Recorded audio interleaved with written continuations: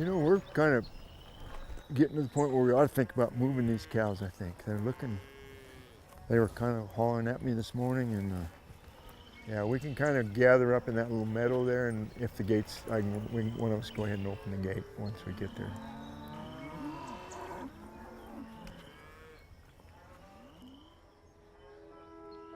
So, I guess the thing that I love about this life is that when I get up in the morning and go out, I can look for different things. You know, I've been here since before I was born. My grandfather homesteaded a half a mile from where we sit right here in 1897, so I have roots here that I feel, but this is a new field, a new landscape every time I go out there. When you make your living directly from a piece of land and from your relationship with everything that that land is doing and everything that those animals are doing, you're in it good or bad, and in fact you're in it even more deeply on the days when it's 30 below and the wind is blowing. You know, the San Luis Valley is a place that the average precipitation in a given year is 7 inches. That comes as snow. We didn't get 7 inches of snow this year, and in fact, during the winter, I think 22 to 35% of the average snowpack fell. You know, our weather has definitely been drier. It was much warmer this year as well. So again, I think that we have a tendency to focus on how dry is it. Not only was it infinitely drier, but what little fell had more trouble sticking around for a number of factors. And then we kept sort of crossing our fingers that we'd get those wet spring snows, and we didn't get those either. On a good year, we wouldn't be taking this bunch of little calves across that river very easy. Right now, we can walk across it anywhere. So.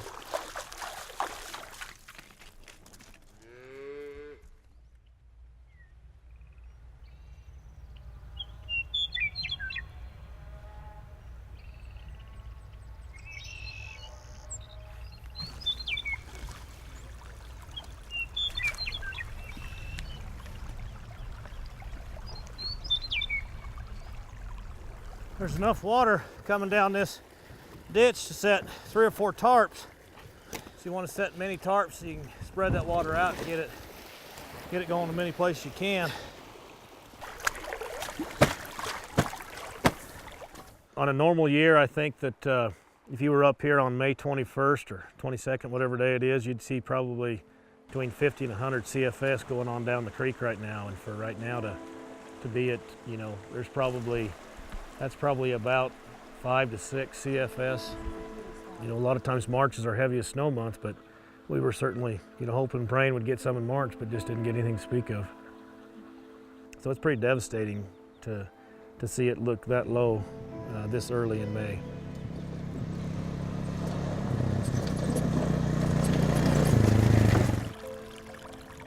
Whether we're having to buy extra hay because there's no grass, or we're selling off our herd to reduce our numbers.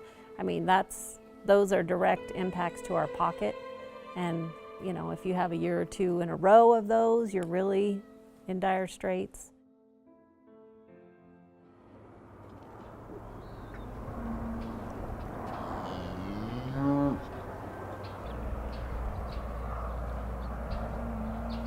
It's less about like the concept of warming him up, so to speak. It's more just, just working on getting his feet in the right place and his mind in the right place.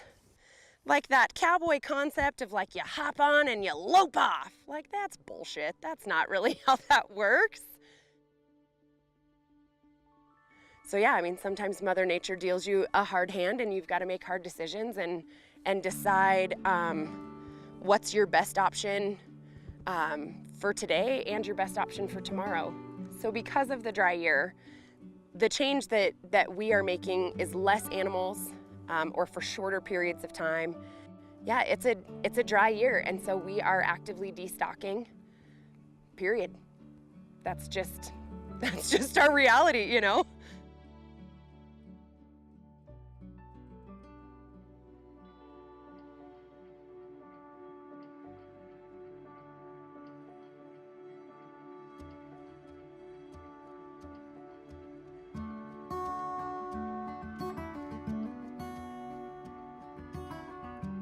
I don't know that people have consciously started to alter some of their practices in order to increase their soil's capacity to hold water. And that ultimately, I think, is going to be one of the most important things we in the agricultural community can do and actually demonstrate to urban communities.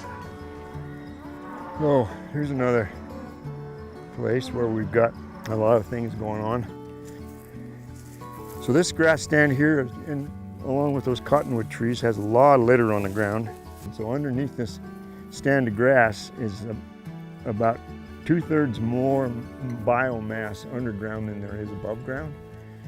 And so what you see above ground is the stuff that we think about all the time, but all those roots and all that underground is where the real carbon is stored and where the life that's in the soil lives, in all that massive roots and insect tunnels and all the different things that are in there.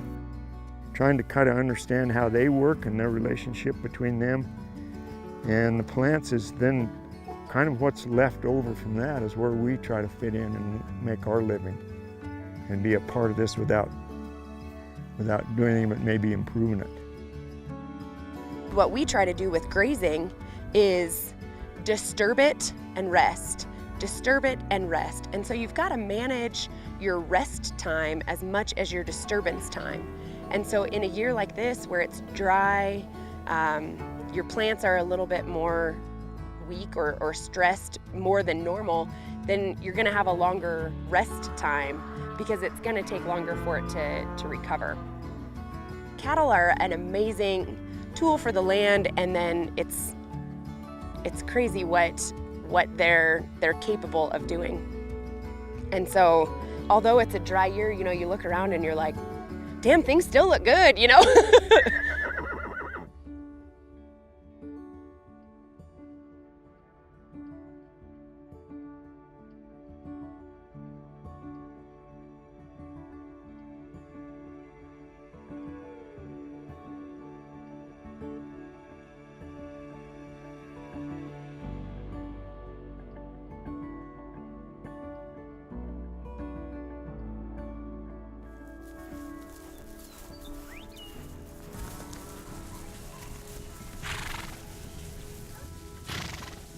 Having experienced 2002, having lived through that once, I think it more prepared me for this one because, you know, we started thinking ahead a lot earlier about how to manage it.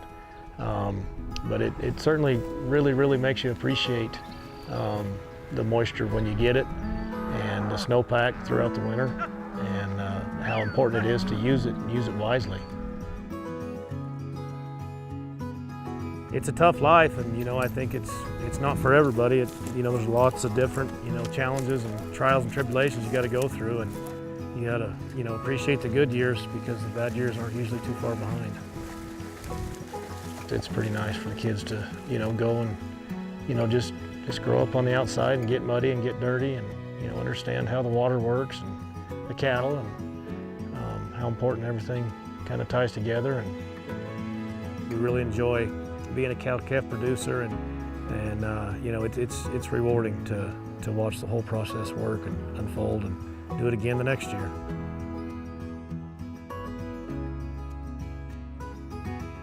We're building an alternative to what is, I guess, people would like to call traditional, but I think it's really conventional agriculture. You know, we're in the beginning of a very serious drought, and we have more grass than we can use, because over a long period of time we've built that relationship with that soil and with these grasslands so that they're here for us when we need them. And the healthier we are, the more we can actually let go downstream, because we don't need to take so much.